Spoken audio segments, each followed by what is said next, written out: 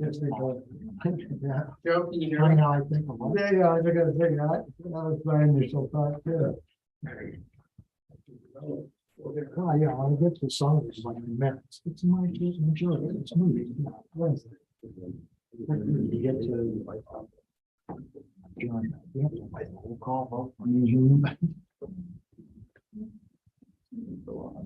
I know what the law says, you do it.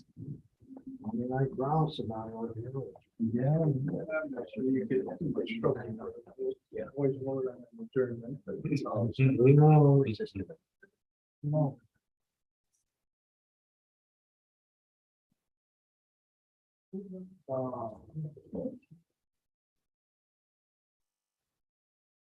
I have got one passable computer. I mean, 3 minutes since the last meeting. The time on my computer, and mine says 7:27, mine says 7:47. I'm golden. I'm like, it's 7:47. Are you? Yeah, mine says 7:48, so Oh, the better people, they're saying 7:48. It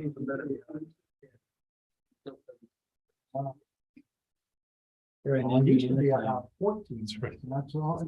Dark County or something. right? Yeah, just one left, I guess. Teaching the, you know, have a computer administrative classes, we had to mess around with that. Constant. Just- Joe, can you hear us? I can tell all the time. Live and dark. No. Having an internet problem. We're in race.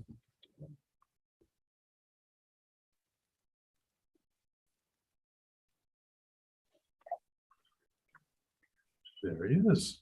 Can you hear us? Joe? Hello, can you hear me? Yep. Yeah. Okay.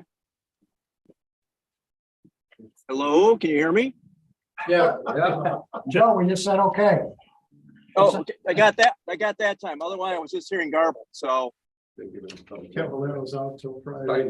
Oh, that's why. Yeah, it's not taking it. gotcha now. That's why he's gone. Okay. Reserved for posterity, folks, behave yourselves. Is Miss Detmer available yet, John? Not on. She hasn't tried to get in. Joe, you got a question? No, I'm trying to change something. So There no, you go. I'm good. You were waving at us. Yeah, I saw that. Okay. I didn't want you to think we were ignoring you. That's good.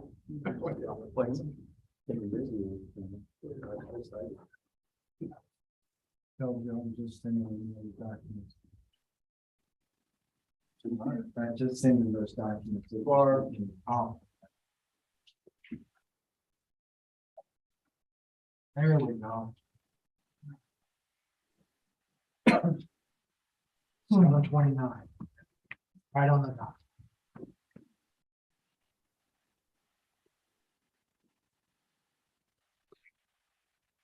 Can Barb hear us? Barb? No, muted. How do you spell her last name? Detteme. Oh, Dettme.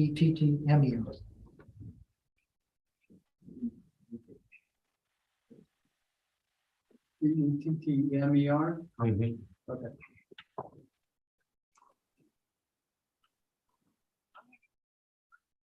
Barb, can you hear us? Yes, I can hear you. Thank you. Okay, just double check before we start the meeting. Thank you, sir. Sure thing. All right, 7:30, let's have the pledge of allegiance. Pledge allegiance to the flag Flag of the United States of America and to the republic for which it stands, one nation, under God, indivisible, with liberty and justice for all.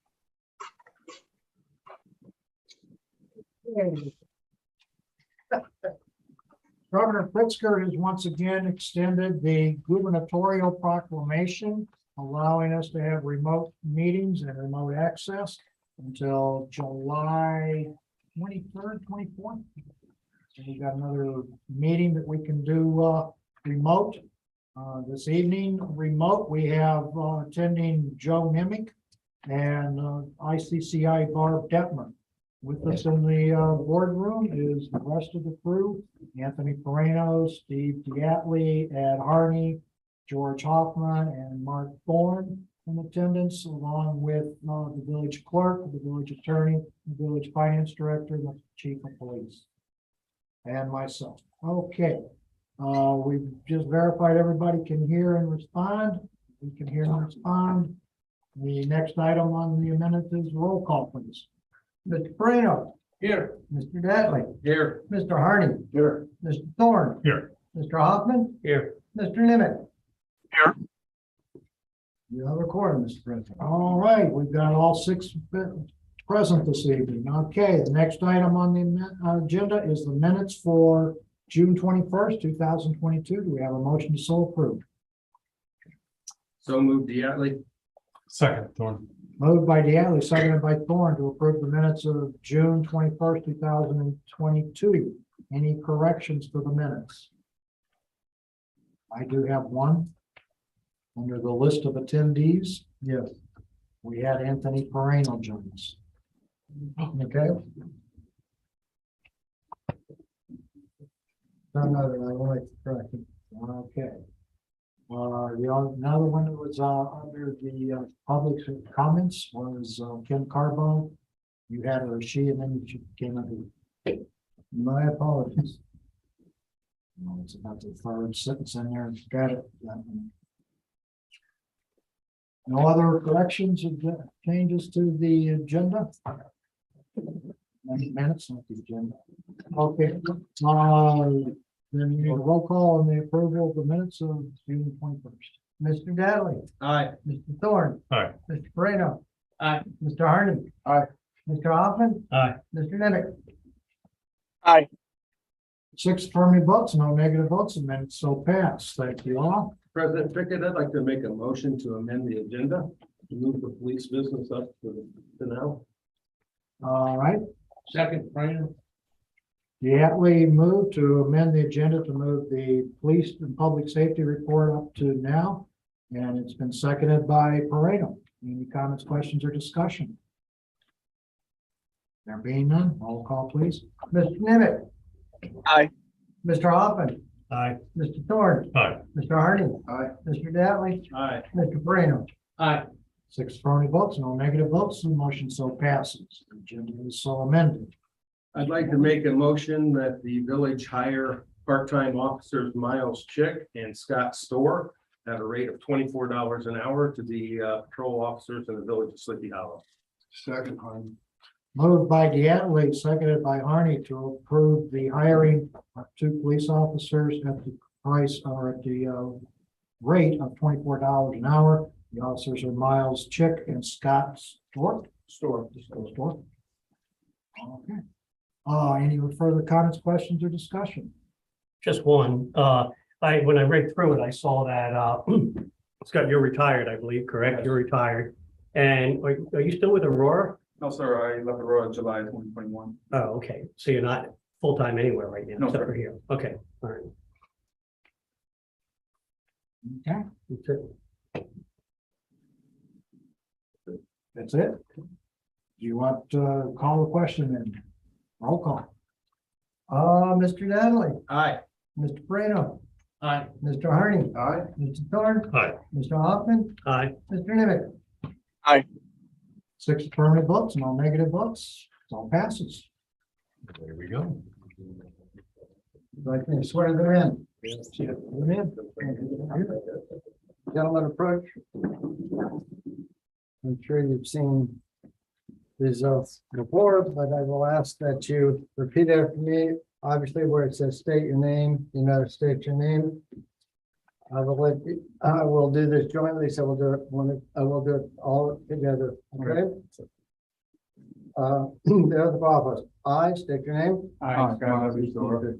Having been duly hired to the position of patrol officer Having been hired to the position of patrol officer in the village of Sleepy Hollow, King County, in the village of Sleepy Hollow, King County, Illinois. Illinois. Do solemnly swear that I will support the Constitution of the United States, Do solemnly swear that I will support the Constitution of the United States, the Constitution of the State of Illinois, the Constitution of the State of Illinois, and the ordinances of the village of Sleepy Hollow, and the ordinance of the village of Sleepy Hollow, and that I will faithfully discharge the duties of position of patrol officer to the best of my ability. and that I will faithfully discharge the duties of position of patrol officer to the best of my ability. Gentlemen, welcome to the village. Thank you. Thank you, sir. Well, thank you very much. Thank you. Pretty good. Welcome aboard. Thank you. Of course. I'm retired Navy also. No, it's good. Yeah. 16 years there. If I can frame it there. Suitable for framing. Nah. If Wilson. Okay. Hiring through the officers, and you're taking care of it, you know. I have nothing else to add.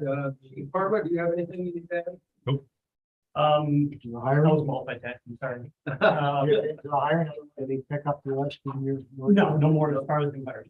Thank you. Okay, thank you all. Okay. Okay, the gubernatorial announcement has been made. I've told you all about the extension of that. The next item I'd like to do before we go any further this evening is to express the thanks and the gratitude of the village of Sleepy Hollow to the Service Club for the 4th of July celebrations, which were held on 2 days this past year, July 2nd and July 4th. I understand both days were outstanding successes and far surpassed the expectations of the Service Club. I wish Mr. English to extend our appreciation to the rest of the club in the future when they have their next meeting. I'd also like to thank the Sleepy Hollow Police Department and its staff for the 2 days of work that it performed on behalf of the events on Saturday and Monday. And I'd also like to extend the thanks of the village of Sleepy Hollow to the Kane County Office of Emergency Management, who supplied additional help for traffic and crowd control during the fireworks on Saturday. In addition to the Office of Emergency Management, our neighbors to the east of us, West Dundee, had a couple of officers that they sent over to assist us with traffic control. And I'd also like to thank the Rutland Dundee Fire District for their assistance and participation, not only in the parade, but with the fireworks that we had Saturday night. So is there anybody I forgot to thank? I mean, really, it takes a lot of people to pull this thing off. And, you know, it was a great time to come back and see, you know, things the way they had been, I say at one point, although I know it's going to be different. It was a little bit different in the 2 days. It seemed to have gone over. I think the service bulb is still intact. Is it, John? They still solving. That's good. Fun time was had by all and appreciate it, guys. So, with that, move on with my report. I did have an appointment for the finance committee, but we will put that off until the July 18th meeting. Make a note on that. We'll just do that another day. That concludes my report for the evening. Move to the clerk report. No report tonight, Mr. President. Okay, thank you, Mr. Mills. Next item, Planning and Zoning Commission. We've got quite a bit on the planning and zoning this evening. There is a note from the zoning board that should be in your packets, along with the memo from Mr. Schuster. I think we can, we'll start, just since we've got the attorney report first, we'll start with you, Mr. Schuster. The matter thing that I'm addressing was the Collingborn property. The Planning and Zoning Commission reviewed that, and as I understand it, consistent with its current B2 zoning is and the proposed use of the developer as a self-service storage facility would be considering establishing a special use in the B2 commercial zoning district. I simply wanted to point out that historically has been a the aim of that district is for retail uses, and there's not anything retail about self-storage facility. So it could also go into the B1 zone. The conflict there is that B2 is for smaller parcels and B1 is for larger parcels. And probably at the end of the day, it probably doesn't make a lot of difference which way this goes, but that is a different way to look at it, I guess. Consider it to fit into a B1 type special use and allow it as on a smaller. Collingborn is about 5 acres, Mr. Plass. Yes. Yeah, so you know, it would B1 is currently at 10 acres or more by definition. In any event, a self-storage facility, it has been discussed, and I would concur ought to be a special use because of the unique aspects of access and lighting and security and whatnot that apply to that type of use. In either zone, then you could consider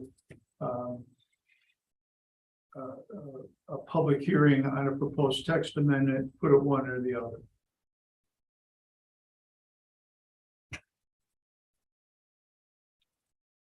Okay, any questions for Mr. Schuster? So your recommendation is go with B1 then, if we. Well, I lean that way, yes. But again, I'm not sure it makes a world of difference either way, but the B1 district already has reference to office warehouse type uses. So, you know, storage kind of leans that way, but the parcel size definitely takes it the other way, and it's zone B2 right now, so. But once this text amendment is considered, and if the board were to approve it, then the owner is going to have to apply for that special use if you create it. So there'd be some zoning action taken by the owner in any event, however this shakes out. And both were 10 acres, aren't they? I'm sorry? Both were 10 acres, aren't they? No, Don't they reference 10? B1 is 10 or more, and B2 is 1 to 10. Okay.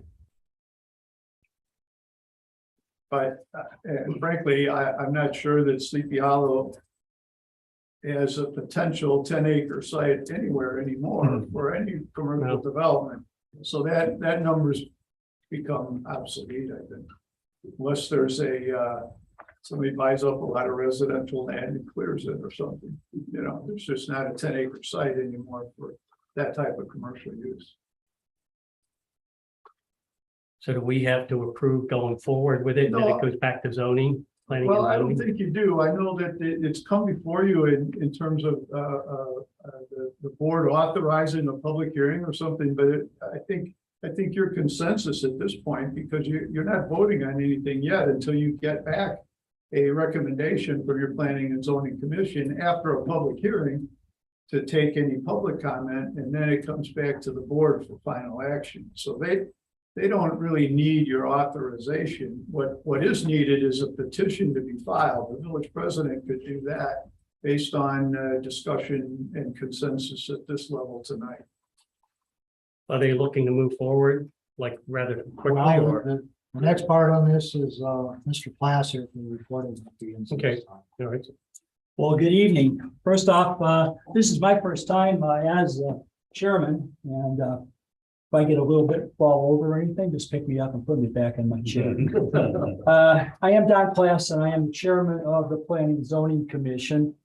And I have to say, first off, I've been on a lot of committees, I've been chairs and whatever, but this is the most fantastic commission I've ever been with. There's a difference in age groups, there's a difference in years that we've been here, there's a difference in walks of life, but everyone has an input to it. They all have a very good sense of wanting to be here on this commission. So I'm very happy to be chairman of it for this year here. Today is a recommendation for the village board action. The Village of Sleepy Hollow Planning and Zoning Commission met on June 27, 2022 to consider various zoning changes requested by or for future business owners. Therefore, the Planning and Zoning Commission respectfully requests authorization from the village board to conduct a public hearing for the proposed text changes to the village zoning code, specifically the allowance of a banquet, hotel facilities as permitted uses in B2, business district and indoor self-storage facilities as an allowed special use also in the B2 business district. A draft ordinance has been forwarded for the basis of the public hearing. Thank you very much. Thank you, Don. All right, does that answer your question, George? But did you say hotel in there, or was I just, did I? We were just thinking forward. Looking forward. May I? I don't know if I'm going to, I don't know what I'm thinking about a hotel, but that wasn't part of it. So I think that's just my opinion. I think I don't see how you could put something there or do something, but I just don't think that's the site for one. Well, it's not saying that's the site. You're just saying, you know, But realistically, where do we have it in Sleepy Hollow, and what's the real, well, what validity does it carry just putting it in there? That's my question. What's the validity of it? It's a fancy word, it's just there. And I'd rather, I mean, if there's no validity to it, then just delete it. That's why I just don't like Quad Hotel. okay. May I join in? Yes, Barb? Pardon me. I don't know if you can see me or not. I'm a No, blank we can't face. see it. Okay. Anyway, the banquet facility is under contract at 1001, and they would like to move forward with that. The hotel with possible potential area, without saying more, we're trying to look forward for the future. And as far as the self-storage facility, there is a retail and office component to that. And so that's why we were looking at maintaining the B2 zoning that is already in place for that property. They're going to have a separate standalone office area that will be retail for packing products, boxes, the like of type of thing. So there is going to be a retail component to it. So that's why we were trying to keep it as simple a transition, if I may use that word, as possible. So. But you didn't address the hotel. I will take that hotel. I was one that suggested that we go forward and look at that, but I will also admit that since that conversation, Mr. Schuster has informed me that we don't have a hotel ordinance or there's well, we don't have anything on the record to allow a hotel. Well, it's not allowed under any zoning not provision allowed. at this time. Is that- The other thing is we're not home rule. We couldn't impose a hotel tax. We'd have issues with that. So we, want to, I thought it might be an idea that might come around. All the strings attached to it, I think, are too expensive at this point. So I think we could scratch hotels from that. Yeah, especially, I mean, without knowing specific, anything, the characteristics, where's it going to be, location, I know everything would be all, whatever. I'm not about to put my approval on something that I have no clue what's going to happen in the future. I told you, that's just the way I am. I got to see the facts. It's just that, well, just so you know, this is a proposal for a text amendment, and text amendments, there's never a location that's known where they're gonna go. Right, but I mean, Go look, anywhere in that district. we're landlocked now. Correct. So unless we're going to acquisition something, and the only thing I can think of is where the mattress place is and all along there. And, if that were to happen, and that's the only viable piece other than over on Willow, and it looks like something here is on Willow. But without knowing the real specifics about it, I just have, my own personal opinion is I would not approve, I would not go along with that. That's just Like I me. said, it was originally an idea I had, and what I'm hearing now, I don't think it's feasible. Okay, I We think can strike hotel, quite simply. It's 5 letters out of the text. I do listen. Well, That's good. I'll tell you that. I learned that a long time ago. With this, recommendation from the board, from the planning and zoning, this property is the current, for the sake of definition, the Burlow property. no. No. No. It's the other 5 acre. 1601 West Main. Across the other one that It's the vacant lot the gentleman, west of the Dunkin' Donuts and right, it's the one that the individual came some weeks ago and talked about a storage facility. Yes. Thank you. okay, any other comments or questions? I think what the P and Z is looking for is a consensus of the board that they can move forward with a public hearing in regards to these items and then report back to us next month. So we're still targeting July 25, sir? Yes. Okay, So moved. moved by Thorne to authorize P and Z to move forward with consideration of the developments and changes to the text amendment as needed. Well, if I may, Mr. President, first of all, the Planning and Zoning Commission needs no authorization. What needs to be authorized is filing a petition for 2 text amendments. Mark just changed his motion. And once the petitions are on Yeah, that's file, it. then the Planning and Zoning Commission has a petition for which they are obligated to hold a public hearing, which is going to be on July 25, 7 p.m., We usually are there at 6:30, but 6:30, 6:30. 30. Okay, so motion is to authorize the village president to file a petition on behalf of the text amendment changes in the zoning codes with a public hearing to be conducted by P and Z July 25th, 2022. Do we have a second? Second, Brandon. Moved by Thorne, seconded by Reno to. Geez, what did I just say? To issue a petition for P and Z in the public hearing. Any further comments, questions, or discussion? thank you all. Being none, roll call, please. Mr. Nimitz. I, I'm sorry, he said Said aye. aye. Mr. Hoffman. Aye. Mr. Thorne. Aye. Mr. Hardy. Aye. Mr. Dattley. Aye. Mr. Prano. Aye.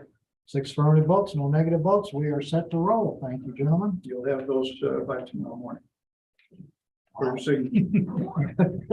What not tonight? Well, I didn't know what you were. it's possible. Got to get to the publication in the newspaper. That's a big one right that's the there. heat. That's where the heat is. Yeah. But that's ready to go also. newspaper today. All right, I'll check them later. Without hotel. Without hotel.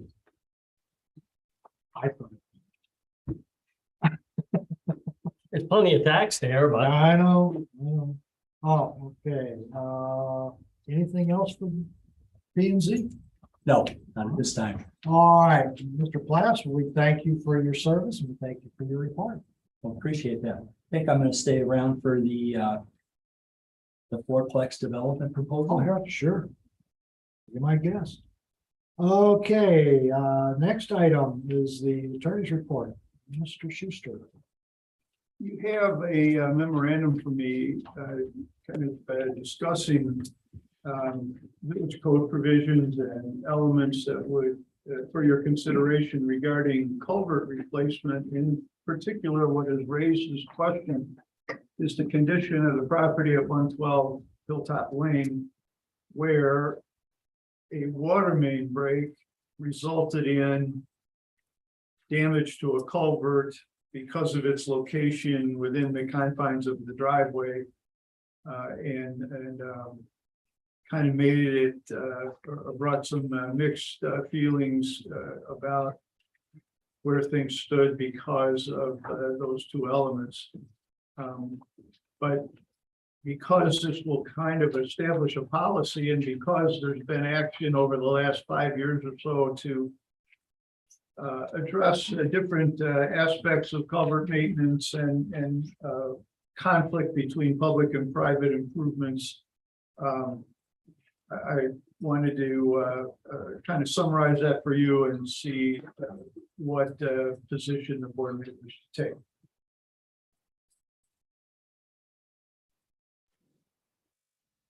Any comments? You recall the situation. You have a water main break. This is the one where the shut off is in the middle of the driveway. Right? And if I'm correct, did you not say that Saddle Club, a lot of homes there have them similar? Mine is. Now that you I mention, mean, now you can't, I mean, builder's long gone, but I mean, to me, excuse the expression, that was asinine to do that. I mean, why would they put it in the middle of the driveway? And my feelings are, I mean, knowing where we are from a financial perspective from the village, and like you just said, that opens up a whole can of worms. I'm not in agreement for the village to subsidize the cost of it, because if they do one, then you're going to wind up, anybody over there in Saddle Club, you're going to wind up doing theirs too. And I am not an advocate of that, and I'm not going to sign off on it. Sorry, just the way it is. I mean, I'm looking at it from a village perspective and from a whole that we literally cannot financially support that over time. If it starts happening, people, I mean, the builder should have been aware. And, you know, I mean, sure the people are, but it's not on village property. We have to access it. And something happens, well, I'm sorry, we had to access it. It's not the village's responsibility. I think that has to be communicated to the homeowner and let them know and go from there. And I read all your information in there, and it looks like the village would be in agreement with this, so we could go forward with that instead of saying we're going to accept the responsibility. I know there's some that don't like that, but I will not approve it, not from my perspective. in my opinion, it equally could be read the other way. Right. Maybe I just read it the other way, but Obstruction was created, probably not by the present owner, but by the builder. by the builder. And that obstruction between the driveway and the culvert is not necessarily the village's fault or problem. And you're saying, of course, the financial aspect of taking on culverts and all those properties would be an issue. Yes, it would. And we don't have the financial stability to start doing it. I mean, may be able to do one or two, but even at that point, I think you set a precedence, and I'm not open to setting a precedent. I have a question. So if with the so with this, are we linking this to what was I going to say? The fact that water main broke. In other words, can we say, well, you know, in the event that something like that breaks, then the village could feel responsible for it or something, but unless it's something that specific, we don't. I'm not sure how to answer that. Okay. The Buffalo box or that junction is a connection between the service line into your house and a line out to the main that's, you know, probably perpendicular running up and down the street right of way. In general, the owner is always responsible for the service line, so the box into his house. In this case, it's the line from the box out to the main, which is generally village responsibility, and the village repaired the leak in that main, but in doing so, had to damage the culvert and tear up the driveway to get at it. So the issue is who has to pay to restore that private property or the culvert in the public property, because the culvert is probably in the street right of way. And if the village had to dig up the yard because of the water main, the village would restore the yard. But these other obstructions, the driveway and the culvert, that's above and you could determine that that's above and beyond.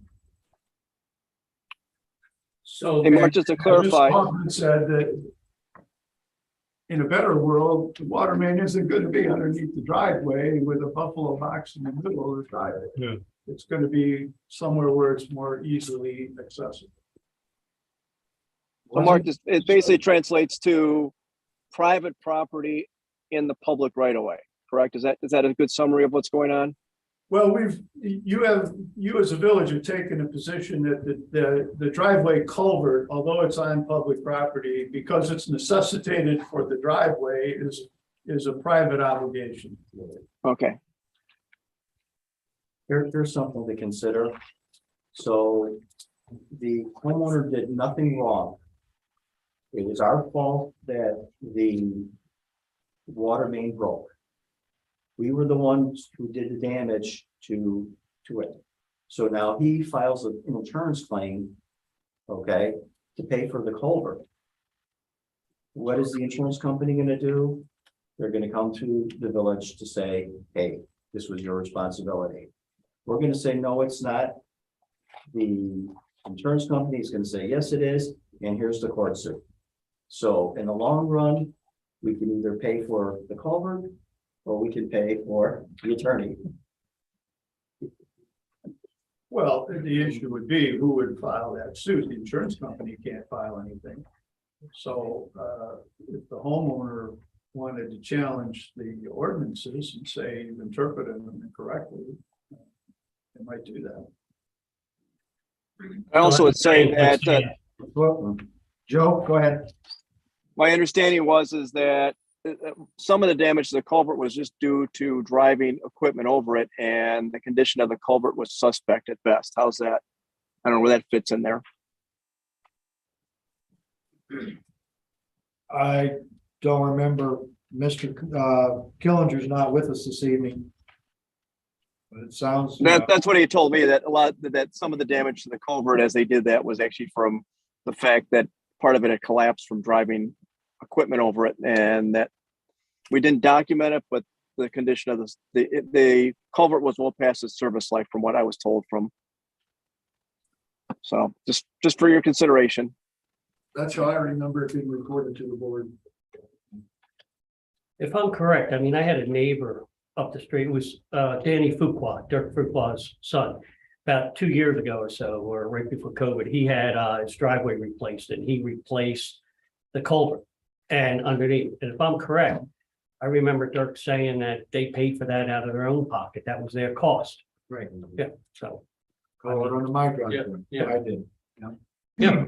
As a fo- I'm so, go No, ahead. go ahead, I'm sorry. No. Just a follow-up question and information. So as I read this, the water main needed to be repaired. The buffalo box that sat in the middle of the driveway and the line going from that to the resident's house was fine. When they replaced the water main, they then caused some damage to the culvert, which would not have been caused if the water main had not failed. I know that we've talked about when driveways are replaced, the homeowner is responsible for putting in a new culvert with the flares. And when we look at our property, that technically is in the village right away, but the homeowner is responsible for that work, whether they decide to do it or don't decide to do it. In this case, because the water main had to be repaired, the damage was caused, I would think that with those circumstances, then we would pay for the replacement of the culvert in this situation.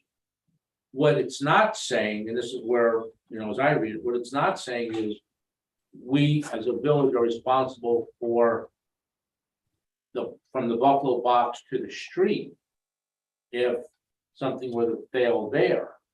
This is the water main that failed. No, it's the connection from the box. Joe, is this right?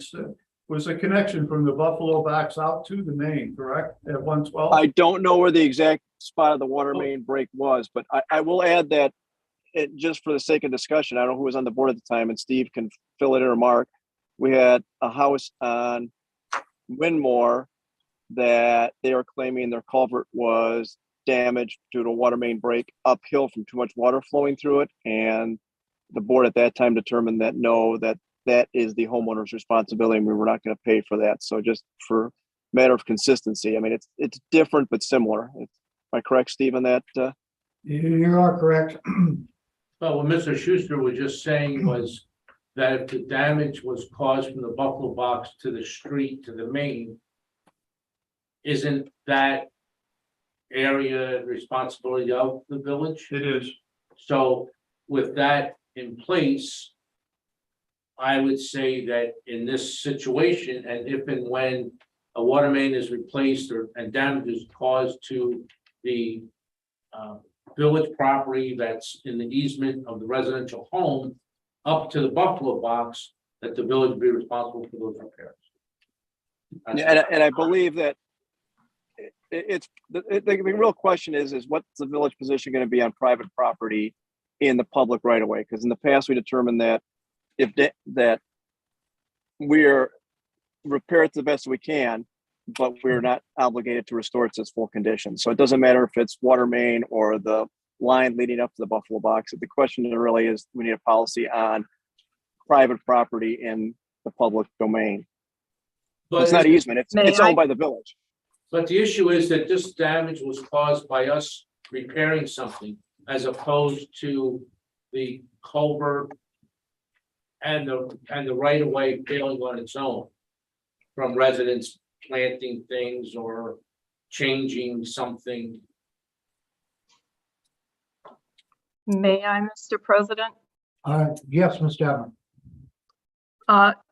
In ordinance 2022, 08, restoration, the village shall be responsible for restoring the premises for any maintenance or repair work undertaken pursuant to subsection 6-3-7E1 and E2. However, where ready access to a component or components of the village's waterworks or sanitary sewerage system has been impeded or obstructed by an improvement, element, or other item on private property, then the property owner of the premises served shall be responsible for such restoration and or associated costs of such restoration. Okay, what was she quoting? 2022 ordinance 08. But what section, Ms. Denver, what section of the code? It is section, let me get 6-3-7 connections required service pipes. Right, and that's And on then- page 3 of my memo, so And then just for E, the board's reference. and then E is the repairs, Right. with number 5 being restoration. Yep. Okay. I don't know if that helps or not, but I just thought I'd bring it to your folks' attention. Well, and in further response to Mr. Perino, the rest of that question is the village code addresses obstructions to ready access to even the village components. So the intention there was that when something on the property makes it harder for the village to get at and perform its functions, that shouldn't fall on the village. And so the question is, what does that mean and how is it to be implemented? And now, and Ms. Detmer and I both pointed out to you section 6-3-7, 4 and 5 about responsibility and restoration. When there's an obstruction or a hindrance to ready access to the components that are the village's obligation. And that kind of goes back to my example of the water main under the yard or the water main by the culvert and under the driveway.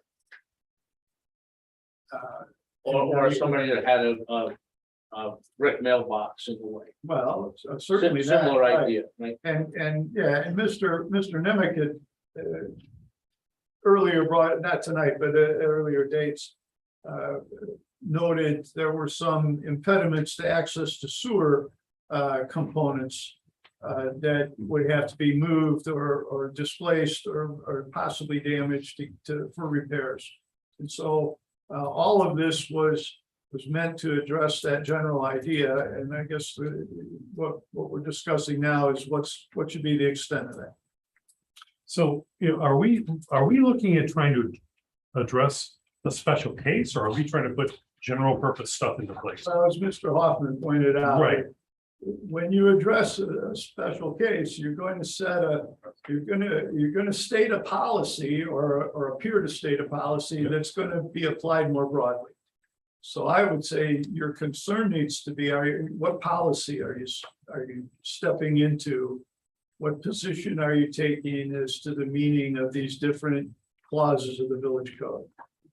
Not just Hilltop we're looking at the entire village now. Yeah, Hilltop raises the question, but it's not going to be confined to that, likely. And Eugene probably is the exact number, but we have spent several thousands of dollars over the last few years with some items very similar to this.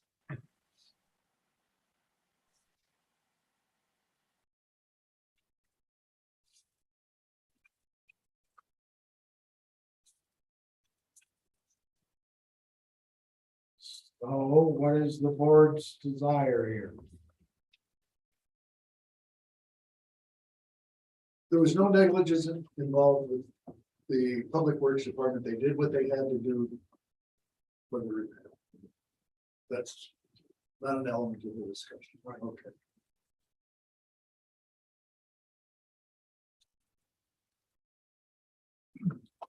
Homeowner responsibility. I kind of concur. I think that that's the policy we have to go with here. I agree, and I think if we do that, maybe we rewrite the code a little more specific, yeah, to make sure that it addresses it and we don't have this discussion going forward. Okay. Mr. Killen, it's a shame that he's not here tonight because he did raise the question just so he was clear as to what he should be conveying to the property. So. And just for clarification, Mark, is if a temporary culvert can be put in place, gravel can be put in place, they have access to the driveway. It's just the full restoration of a brand new culvert and paving the driveway for 10 or 15 feet to make it look like new, right? Is that? I mean, we're not just gonna leave a big hole in somebody's driveway or yard, correct? I'm not sure how to answer that without Kyle being here, but Okay. I drive by, I see that there's some gravel where there needs to be a paved driveway. Okay, so I mean, so we can provide access. It's not gonna leave them high and dry. It's just that we're not gonna make the same improvement that was there. Well, he has to have a paved surface for that driveway. And he has to have a culvert. So what I'm hearing you guys say is that if I got a water main going underneath my driveway and it breaks, I got to pay for my driveway. You guys are gonna come dig up my driveway to fix your water main, but I gotta pay for the driveway. And I had nothing to do with the break. Yeah, and I'm saying that's wrong, Yeah, that we should be liable for that. Because it's a water main, it's a village water main. Why? It's not that, I agree with that, I do, but it's like Mark said, I mean, what, well, how many, so I know we have a map of all the water mains. You know, so I'm on Stevens Court, I'm sure there's a water main somewhere, but let's say the water main is wherever it is, it may not affect somebody's driveway. I don't think every water main affects everybody's driveway. Like we mistaken. no, but there might be other extenuating Almost things. certainly true. Okay. That not everybody's connection to the water main goes under their driveway. But there's probably a very large there's a number lot that of do. water mains that go under driveways. Well, it's the connection to the water. It's the Water box. main is probably out far. Well, was it the box that was the problem, or was it just? Just remember, the box is in the middle. From the box in is your service line to your house.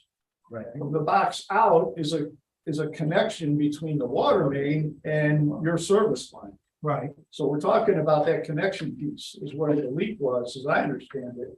And No, I that- think it's the water main broke in this instance. The actual water It main, was a pipe. Yeah, The fact it was a that huge, his- it was, Oh, and It and that was, just that we discovered that his connection and his V box was under the driveway.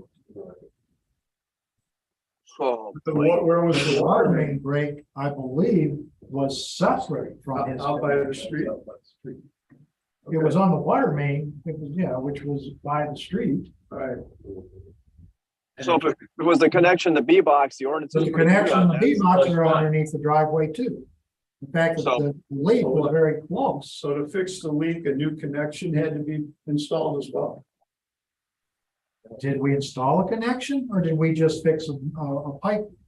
You know, with all these. Hey, Steve, What were we doing? I don't, All right, I think a point of order, I think we just need to maybe table this to the next meeting to make sure we get it right. Get Mr. Killinger there to explain the exact situation. Get Kyle here. Yeah. Okay, Grants to be- Then the consensus is we'll just postpone this until 7/18. That's what, yeah, and please look at your village code and these provisions, just so you get the whole picture. I read that about 4 times. That's why I kept saying it. And the way I read it, you're right, either way, but Yeah, but yeah, And darn near every house. Yeah, has a water main going under their driveway. I understand that. But And if that water main breaks, what you're saying is that the residents are gonna have to pay for their driveway. You know, it basically. part of home ownership. Well, Well, I if would I say, park- if I park my car over at Sabatino Park, okay, it's off the street, it's in that little parking lot, okay? So that's private property, or private property being the car, parked on the public way legally. Public Works, I'll use Public Works this time, is driving down the street, swerves out of the way because a cat ran, and he hits the car. Do we repair the car? That's a different scenario. No, it's. Yeah, it's a different It's a scenario. Totally The different. owner did nothing wrong. what color was the cab? The owner did nothing wrong. He had private property on the public area that he was legally entitled to be in. I mean, I understand the pros and cons of both. I understand them both. And I also know where we are from a village perspective. And it's just my opinion. I'm not willing to go that route. I'm not willing to open up a can of worms. No, And that's what we'll be doing. Maybe not next. let's postpone this. Okay. Do we need a motion to postpone? Okay, look at the table. Joe, you want to make a motion to postpone this? until- Yeah, I wonder if we need to postpone it to the first meeting in August when Mr. Schuster is there, because I get the feeling that that's the way it's gonna go, because the same questions are gonna pop up. We just postpone it to the first meeting next month, and Mr. Schuster, Mr. Killinger in the same room. If it can, It unless can anyone arise knows the this way? reason they can't wait 30 days, I don't have any reason. That is my motion, Mr. Figgin, to lay this on the table until the first meeting in August, Mr. Schuster, Mr. Killinger are there to discuss it in its entirety. Okay, so we have a motion by Mr. Nemec to postpone this till 8/1. Second. Moved by Nemec, seconded by Harn to postpone this till 8/1. Roll call, please. Mr. Prano. Aye. Mr. Dattley. Aye. Mr. Harney. Aye. Mr. Thorne. Hi, Mr. Hoffman. Aye. Mr. Nemec. Aye. 6 affirmative votes to postpone to 8/1. No negative votes. Motion so passes. Thank you, gentlemen. Anything else? No, sorry. Gee, no other worms to pull out? There must be something later on. Something will come up on We it. got plenty of time. Bring up another. Hey, culverts are always plucked with something that you don't expect.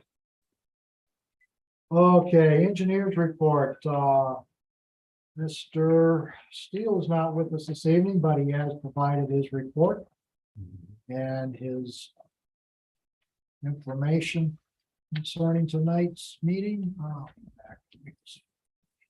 You did have something. Yeah, he has the nitro gas permit application as well. He asked me to report about his memorandum. Is that what you're looking for? Sure. yeah, that's it. Want me to jump in? Yes. Yeah, Jeff. At least one of the things he wanted to report out was in Update. on page 28 of your packet, he included a memorandum with an explanation of where we stand with the 2022 road project. If not, everyone is aware, local 150s on strike, and that has brought road construction in Sleepy Hollow and Chicagoland area to a halt. And That's the quarryman, right? yeah, it's the quarrymen that So there's no stone available. there's no for stone road available for the production of cement or projects. asphalt. Sulfates. So IDOT has got involved and is trying, I mean, it's a nightmare for Chicagoland and for our road project. Yeah, just wanted to say we're at a standstill now until this is settled.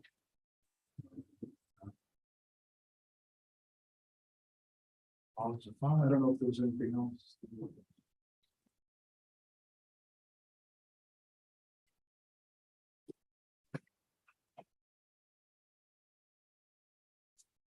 Where did it go?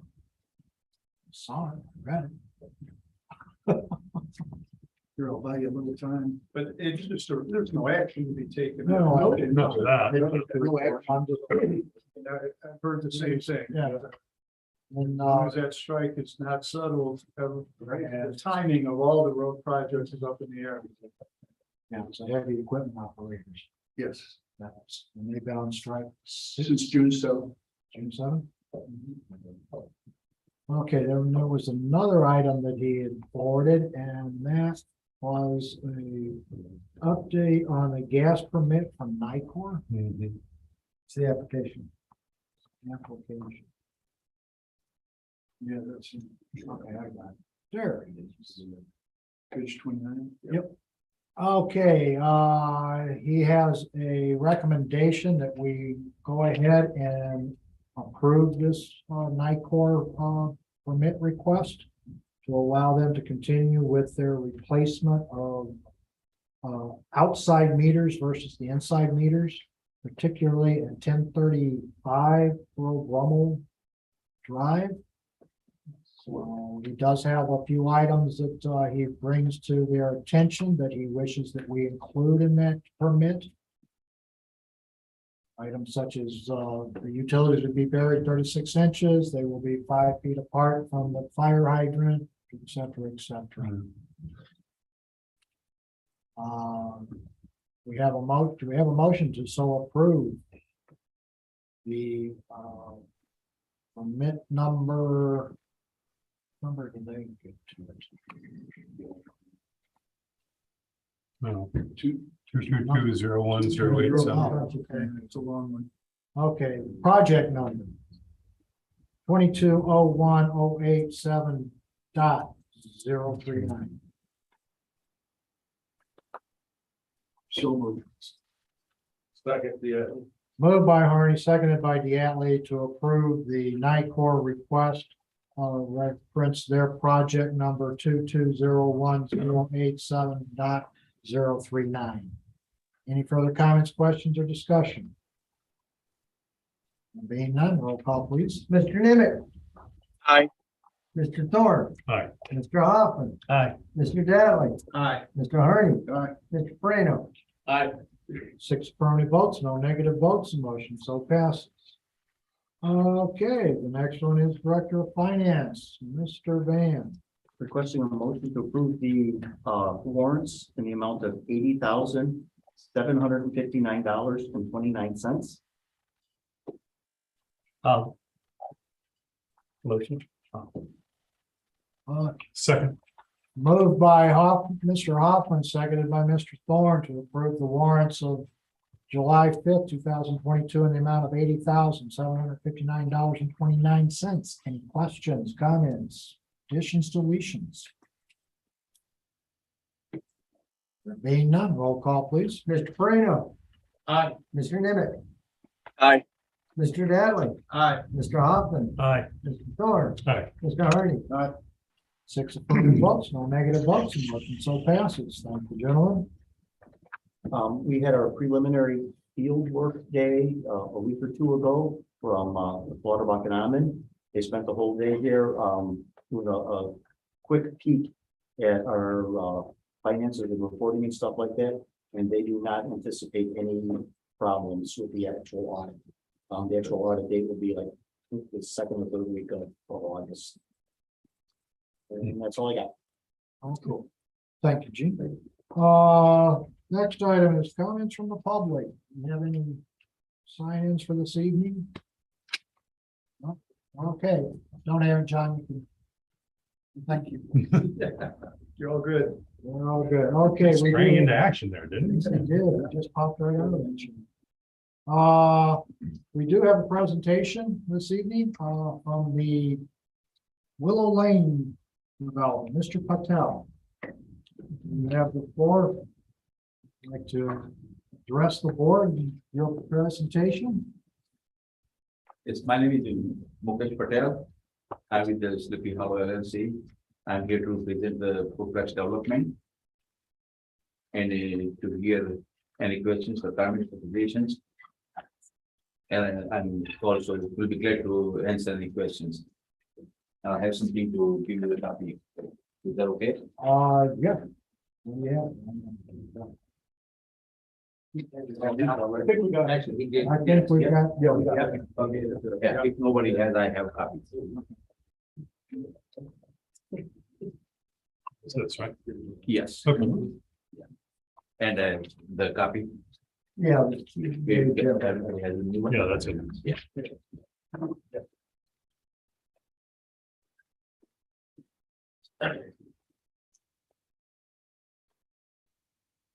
So. I will take your questions. What you planning to do? Yeah, what made you go there? What are you planning to do? Just a little review of what you. We are suggesting 32 units for plexis total.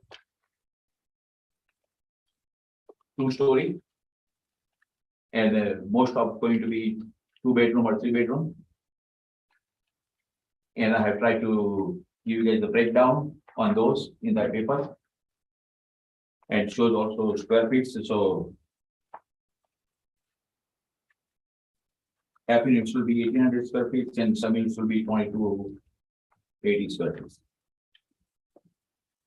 Are they units that are for sale or are they rental property? Are we going to sell all of it? You're gonna sell all of them. So you're the builder, you're the contractor, We're going to develop, yes. and gonna develop it, and then they'll be sold through a real estate agency or through your own organization Yes, to prospective buyers. yes, that's what the plan is. So And- as condos, Is, well, yeah, to Mr. Hoffman's point, are they, they're attached, they're, from your drawing here, there's like 4 attached, 2 Yes. attached. So they're considered townhouses? or- Yes, And, what's your estimated time frame once approval is given down the road that this construction will take place? I would say it will be about 1.5 year cycle. Up to 2 years. So first building may be ready within like a year, but the last building may take up to 2 years. What made you pick that spot? The land value and also the location and density of the population and access to the shopping and internet. We have the kinder care. Yes. School next. Yeah, door. everything, all retail area close to us and also the access to the 72 and 90 for the jobs. So the entrance and exit is Upper Willow. Correct. And that's the only. Only one. Does this fall into some? Maybe years ago even, where the village had a requirement to have so much percent of the parcels. Allocated for lower income or for the mid-income properties. Was it be something- for affordable housing. Yeah. Housing. Yeah, we really haven't looked at that recently to determine what's the village's present status under that law. It's a good point. 'Cause I think there Like, was like if a I'm 7%, 7% of the You have a land area or. If I'm correct, that was addressed when I was on the planning and zoning a number of years ago. That was addressed, and I believe there were some changes written in to the code to address that.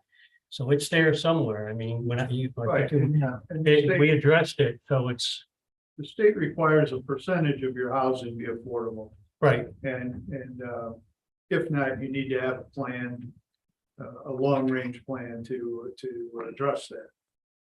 So, whether it would affect this proposed development is not something we've looked at. Yet at this point, Mr. Patel has this concept. We being the staff, Ms. Detmer, myself, Mr.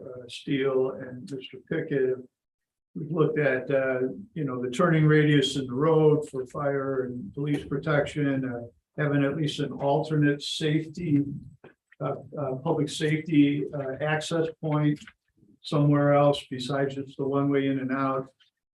We note the detention pond that's shown up in the front has not been engineered and properly sized. It's a guesstimate as to how much land that may take at this point. There's some thought that the street should be a private street, subject to private maintenance, plowing, and future replacement. There would be some extra parking spaces provided, visitor parking spaces, because the street will be narrow and won't accommodate on-street parking. You did say, I think every unit would have two. Yeah, we need to have a two parking in the garage, two in the driveway, and an extra 24 units, Right. 24 parking spot altogether. So no one-car garages at least, and then a driveway space that would So we need to would have, provide two more parking spaces off the street. So these are some of the things that have been discussed with Mr. Patel about his concept. And I say that because, when the actual engineering comes down, that may cause some adjustments to what you're seeing as a drawing. In terms of spacing things or the dimensions that are required. Also, any water main through here would be looped with the village system, so there's not a dead end. There is the sewer line that serves KinderCare runs through this property. So it might have to be relocated to accommodate this type of design, but it's there and would provide for sanitary sewer, wastewater treatment.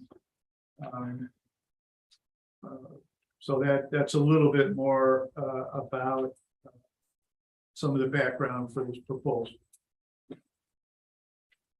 Would the flow of that sewage there be attached to, would that be part of the village, or would that be attached to like KinderCare, which is part of West Dundee? Well, it all goes to West Dundee if there's a sewer. Okay, line. so we'd have more of a flow there and more cost, correct? So we'd have to factor that in. Right. that is one of the advantages though to the development.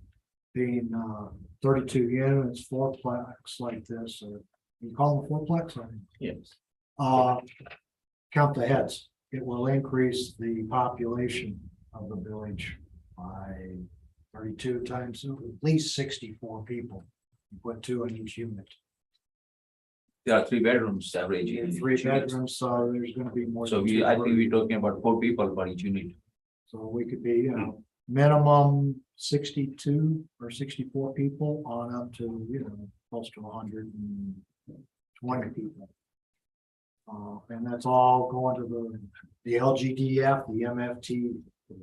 So it'd be a generation of some, And water bill. and water bill and sewer bill. I mean, though, They'll pay their water, they pay their sewer. Understand? But I'm just thinking, some of the other ancillary fees that we would see. Property value, of course, is gonna increase the property tax, so we're gonna see more there. And as I said, the head count will definitely bring us up. Yeah, and the property's sitting idle right now, so I Correct. understand that. A long time. A long time. Yes, It's a very. ever since we've been here, 30 years, so. Well, you have to go back to the sheds, all the weeds. You remember that? No. That was before my time. They had, that facility had some apartment or some residential units on part of this property for their workers. That got to be pretty ramshackle and then were torn down. So I mean, a long time ago. Any plans right now? I know it's early in the planning stage for you, but any thoughts or plans on any type of buffer or any ground treatment as you back up to the houses on Hemlock Drive there? I know it's early in your planning, but Is that where the drop off is? Yes. Part of that, Anthony, if you ever walk back there, there's a topography difference. Like 20 or 30 feet. lower up. Behind, yes. Are we talking about this side? Yes, Yes. yeah. And what is the question, sir? Well, they're saying that there's a drop off here also where the land and the topography. So of the there is a land- drop off here, topography. Drop off is here, and this is about, now we have, is about 45 feet from that water. to the- building it up, but there the houses Yes, are here. So any plans to do any type of buffering or landscaping? yeah, there will be the fence and also the. bush. Now, it just raises the question that they also, this developer could not put up a fence Correct. Right. Correct. against that. No back- sheds either. Right, no sheds either. I know. Just So- something. So and then obviously it goes through all of the public hearings and all of the planning and all of that. Yep. I think that, again, I know we briefly talked about it, but the question would be maybe to look into what P and Z did some years ago on the percent of affordable housing in the village. Would be something I need to look into. But from a property tax, from a vehicle sticker increase, pet increase, population, more people voting, more people getting involved, more people join Sleepy Hollow. From the police side, obviously it's another, although it's not an apartment setup, so the residents, the people who would be buying it would be more, they would own it like more permanent. We also would have restrictions where you can't rent your house out. You know, you have empty lot, you know, it's but the kinder care is in Sleepy Hollow, correct? It is. Yeah, do they ever come to us and ask for anything or question anything or nothing? So, you know, during public hearing, they may get involved because there would be residents near a school, but that's fine. Residents are near school the whole time. Okay, yeah, just throwing it out there. Thank you. Yeah, thank you for the comments. Any other questions or comments from Mr. Patel? Looks like something we'd be interested in hearing what P and Z has to say. Yeah. Yes. Now we're seeing you soon. There you go. July 22nd. Get on their agenda ASAP. Thank you. All right. Yeah, thank you. Thank you everybody for your time. Okay. Next item on the agenda, trustee reports. Roads and parks, Mr. Harney. Kyle asked me to report and goes along with the strike with no available commercial asphalt for his pothole repairs. He's actually going up to the hunters and buying what I call homeowner sacks of asphalt and doing what he can with the axle breaker potholes. But he is So that's what's going on. Pothole repair is continuing with, but with a lot of limits. Okay, Sabatino Park, an update on refurbishing Sabatino Park.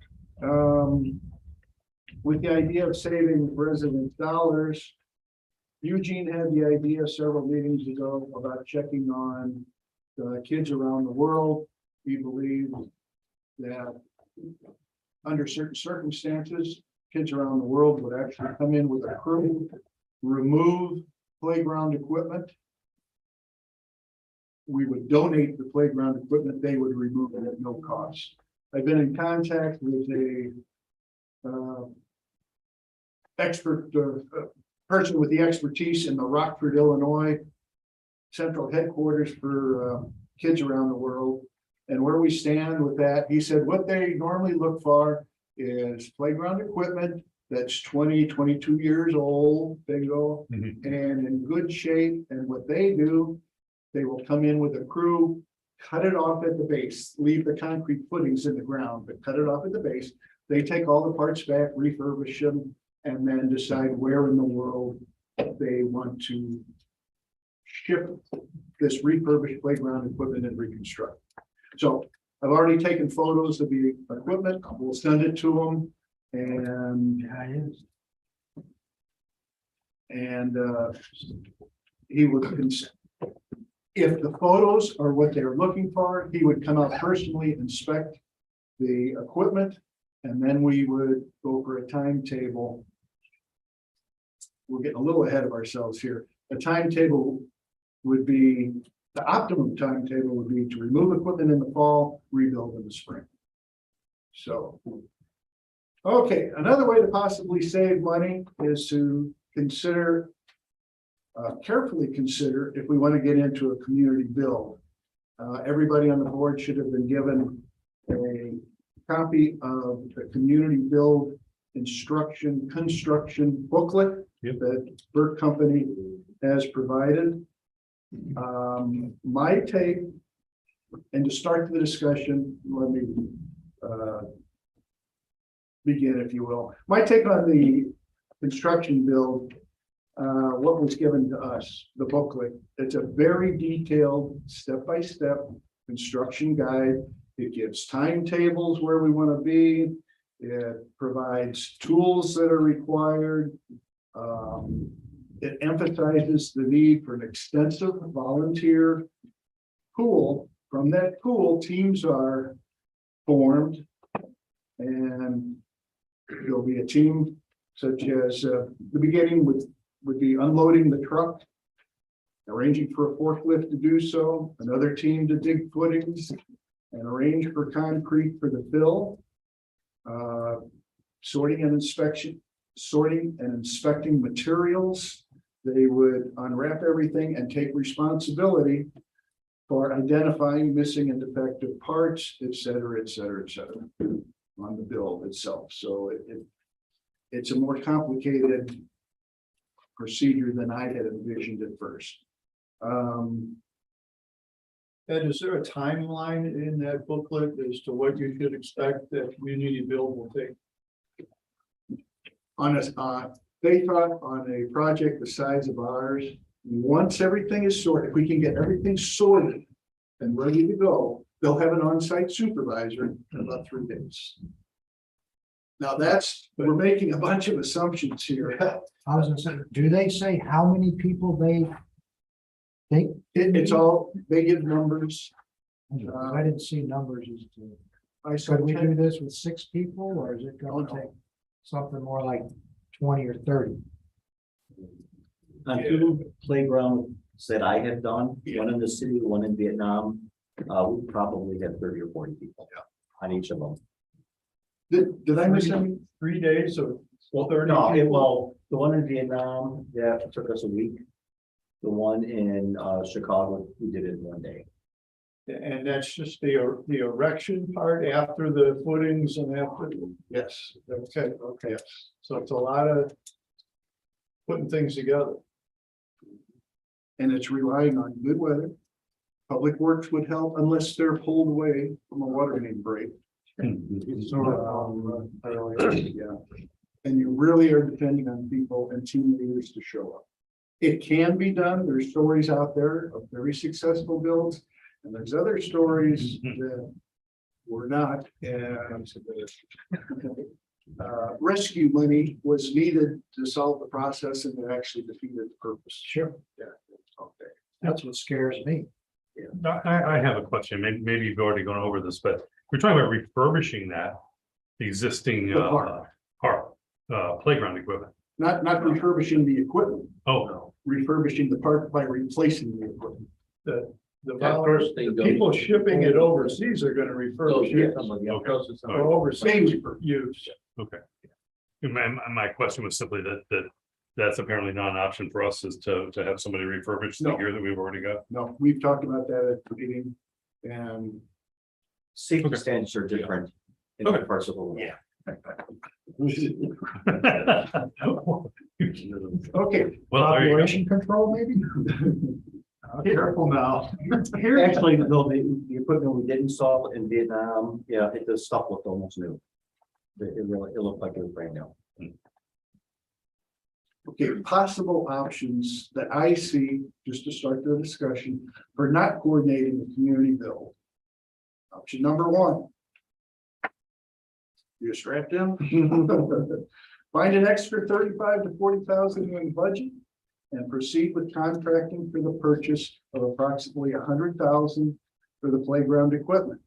A contract signed in 2022 will not be subject to increased prices of 4 to 10% in 2023. Option number two, instead of 35 to 40,000, find an extra 20,000 in the budget, and which would require further reducing the cost of the playground equipment to $80,000. Then maybe later on, through donations or fundraising or something, add more apparatus. Slide or something. Okay, option number three, do nothing until next year's budget and attempt to budget it accordingly. But this would require taking a chance that the park district maintains that Sabatino's equipment is still safe.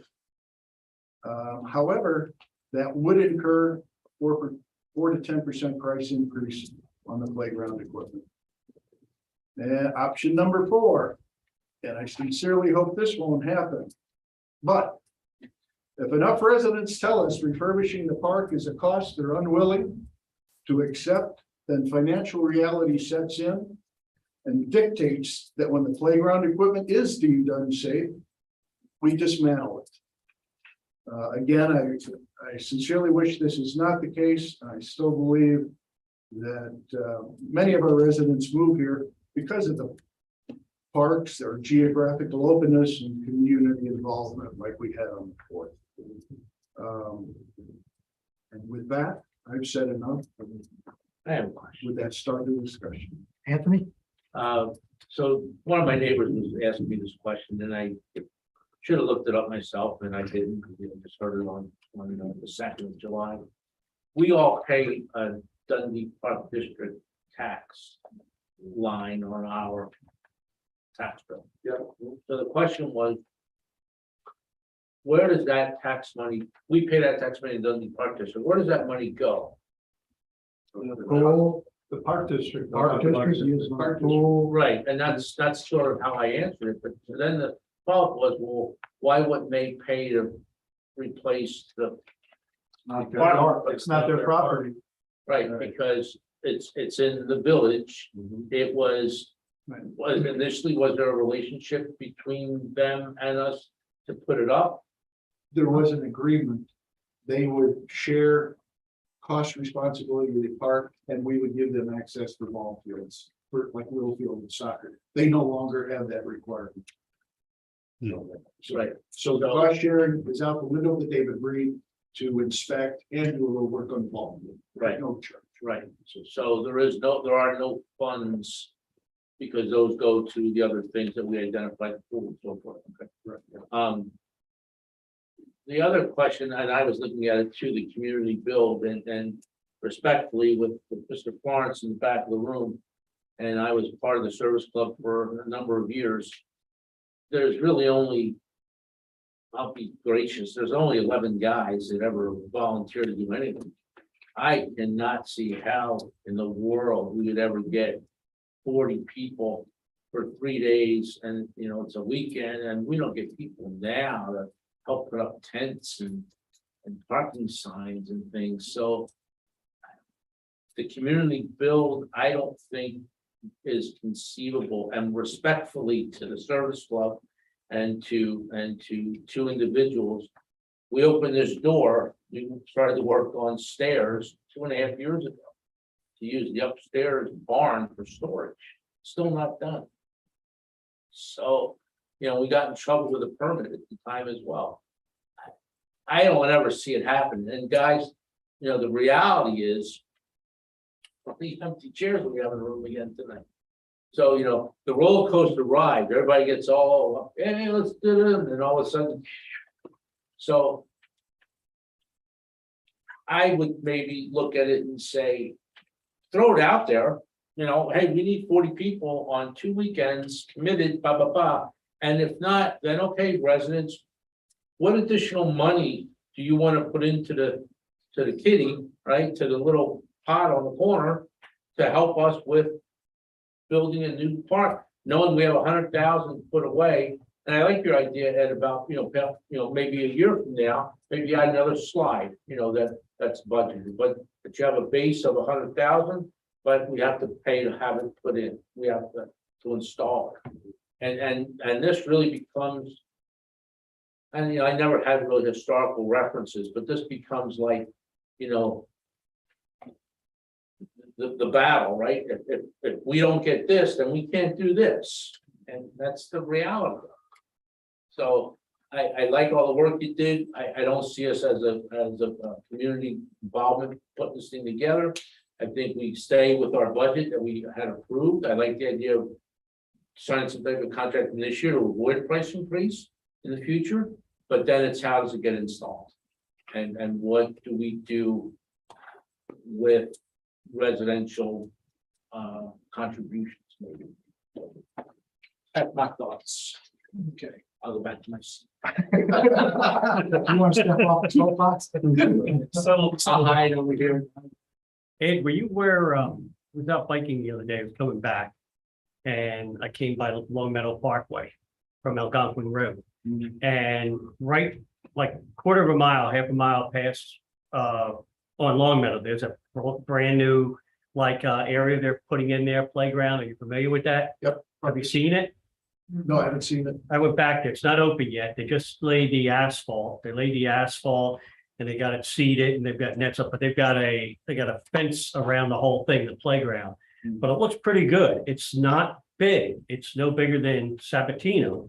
But it looks really nice. They did a really nice job on it. But are you aware, is that Carpentersville or is that Barrington Hills? It's gonna be close to either or. I think it's good. There looks like an old school back there that used to be, was it an old school? Wood School. What? I think it's, yeah, the school is called Wood School. Well, it's boarded up, it's all closed. Yeah, It's abandoned. Yeah. But the playground like sits right there where that school is almost. But they're gonna open it up, it looks like any week now, but I'm just curious that when I saw that, I walked around it and I looked at it, you know, I tried to get in the fence, but I figured when I park in the side, lions would come up, but I mean, it looked really nice. It was, but it didn't look that big, and I'm just wondering what the cost of that was and who they used to install it and all that. I don't know. I know they were doing it. Well, it's ready to open. I mean, it's done and it's very nice, but it's not that big, but it's got a lot of nice stuff. So it would almost like retrofit right here. And the break protocol a little bit, if the board wouldn't mind. Kelly's been involved in this, attended the first meetings and that.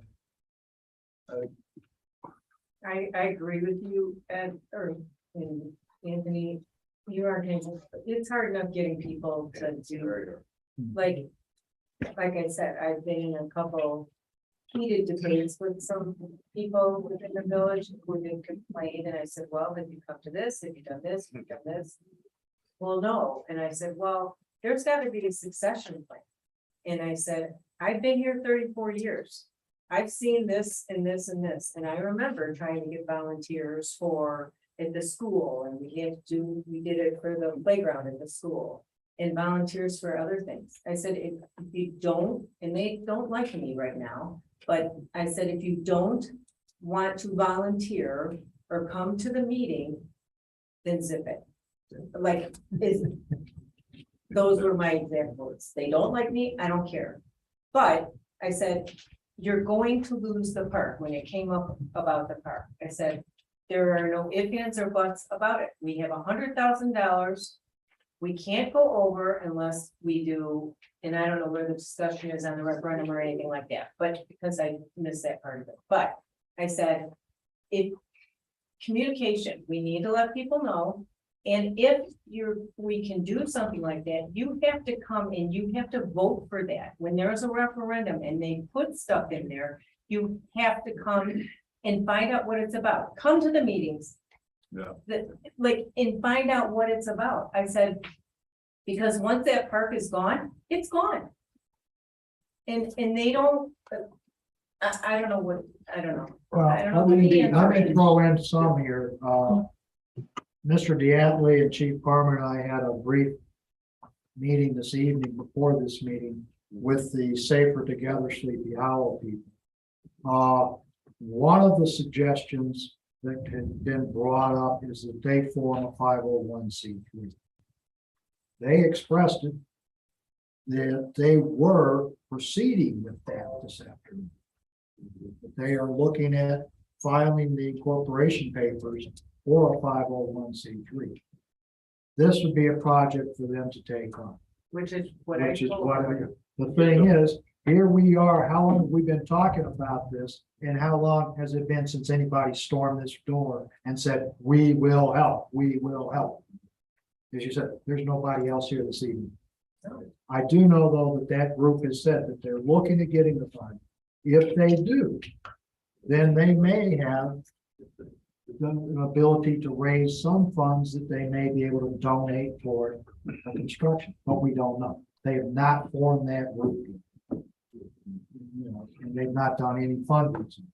So it'd be nice to buy and say 4 to 10% from next year, but if we can't find a way to get it in the ground without coming up with another $40,000. Right. You know, and Where are you gonna store it? where are we gonna store it for the winter? So Well, not the winter. Well, for A couple of years. Excuse me, stepped away from. Ms. Detmer? sorry. May I have permission to possibly work with trustee about this project? I have some possibilities for funding. Hey, we appreciate all the help we can give. Okay. I've been trying to research, but I'll try and research it a little bit more strongly, but there's some possibilities that the village could use. Okay, because that's what we're looking for, is possibilities. So we've stepped away from putting any kind of referendum. No, that That was taken care of, the meeting before last. Mr. Schuster investigated that on behalf of the board to have a one-time fee of $185 per household is what we would have to take it to a referendum. And it would have to be a property tax increase.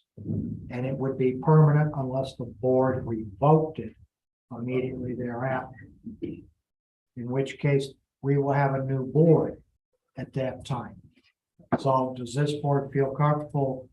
You know, and then the other aspect was that you got a $200,000 house and $300,000 house. They're not going to be assessed the same. So you're going to have people paying, some people paying more and some people paying less. And it wasn't the even 185 across the line. So, you know, when it comes to a referendum, Yeah. and as I said, then it'd be a permanent mark on the property tax. To be honest with everybody, we said it was a one-time deal. The board would have to come back and revoke that amount from the property tax going into the future. And then you get into the question, that's gonna be 3 years down the road. You're gonna have a total different board on what was their decision. Well, they couldn't be held to our promise, so. you know. We decided that wasn't quite the way we wanted to go. We didn't, the original intent, 185, one house, everybody's the same. So, we're back to 100,000 was in the 5-year cap, but we still need 40K to install it. So we either come up with 40 volunteers or $40,000.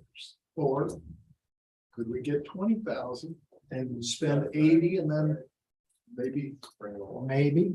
Yeah, if you're saving close to 10, so maybe, right, you know. Well, Miss Detmer had some Okay. ideas. Let's hear what she has to say. I mean, we're not gonna pull the trigger tonight, Oh, no. but Okay. Thank you, Miss Detmer. You're welcome. That's all I have to do. Okay, thank you, Ed. Okay, finance, Mr. Hoffman.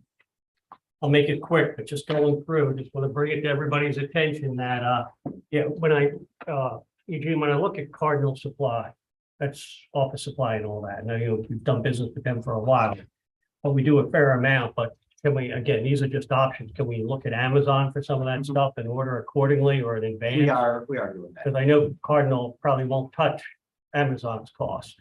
And another was, I saw some of the Casey's bills, but I'm sure we're done with them, right? So they're done.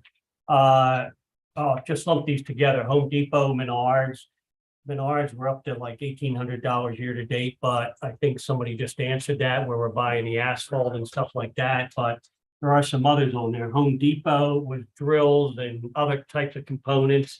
If it's an emergency and, Kyle needs it, I understand that. He's got to go there and they'll have certain things, but I just want to make sure we're looking at those options, those other options.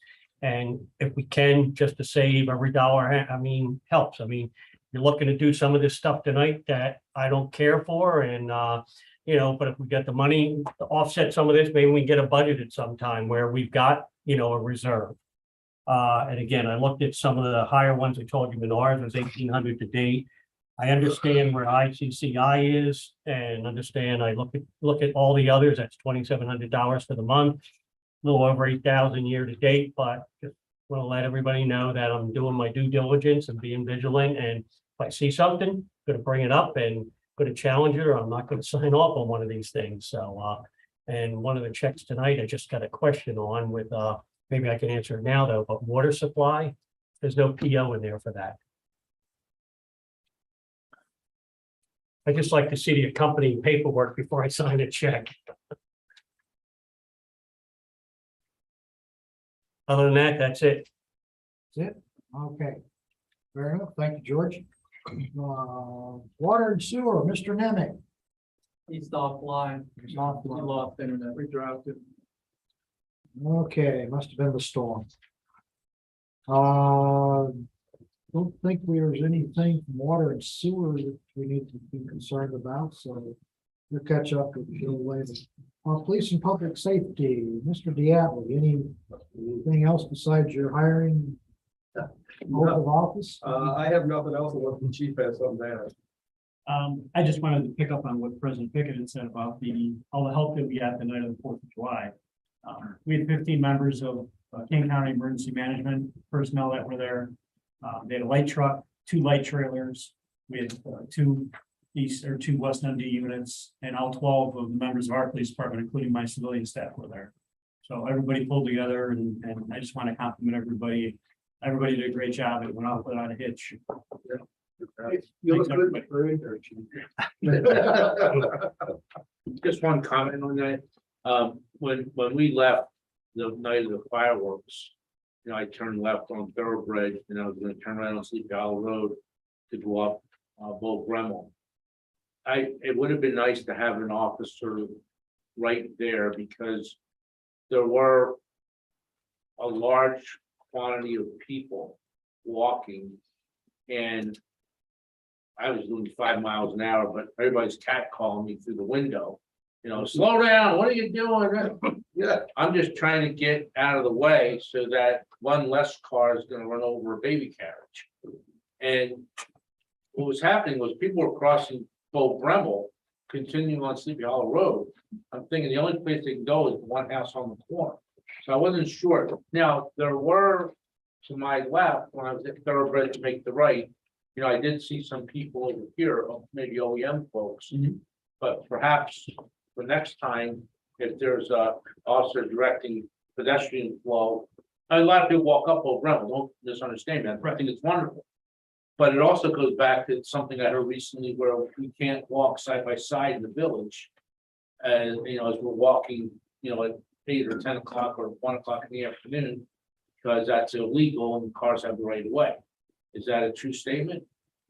People walking on the road Yes, have to walk as far to the left as they possibly can yes, and facing traffic. That's what Illinois state statute says. right, but not, Single file. not single file, Correct. right? So, and part of me says, thank you for that. The other part of me says, as we all realize, it's a little bit difficult to do in Sleepy Hollow. Sure. The reason I say thank you is my wife will walk in the middle of the road.